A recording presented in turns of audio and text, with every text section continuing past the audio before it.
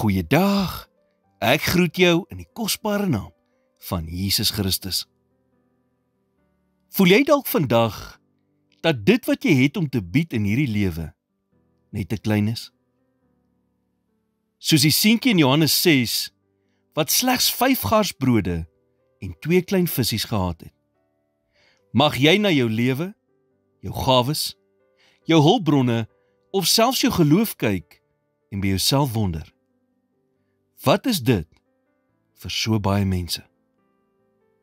Maar Jesus kyk nooit dit mis wat aan hom oorgegee word nie. Maak nie saak hoe klein nie. Die seun wat die 5 garsbrode en 2 visies gegee het, sy naam word nie in hierdie gedeelte genoem nie. Ons weet niks van sy familie, sy status of sy agtergrond nie. Al wat ons weet, is wat hy gegee het. Hy het dit wat hy gehad het, in die hande van Jesus geplaas. En die oomblik toe dit sy hande verlaat, en in die hande van die verlosser beland, het die wonderwerk begin. Jesus het dit geneem wat te klein gelyk het, en God daarvoor gedank. En toe het hy dit vermenigvuldig. Die disippels het duisende gevoed, en toe dit verby was daar 12 mandjies oor. Dit wat eens nie genoeg was nie, het nou meer as genoeg geword. Dit maak nie saak waar jy vandaan kom nie. Wat saak maak, is wat jy bereid is om vir Jesus te gee. Gee vir hom jou klein geloof.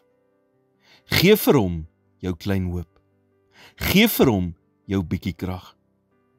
En vertrou dan dat hy dit sal raak sien, dit sal seën en dit sal gebruik vir iets veel groter as wat jy jou kan indink. En as jy vandag voel, asof jou lewe net bestaan uit oorskietstukke uit, onthou wat Jesus vir sy disippels gesê het in vers 12. Maak die brokstukke bymekaar wat oorgeskiet het, sodat niks verlore gaan nie.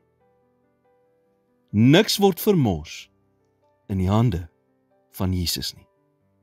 Nie eers jou letsels nie.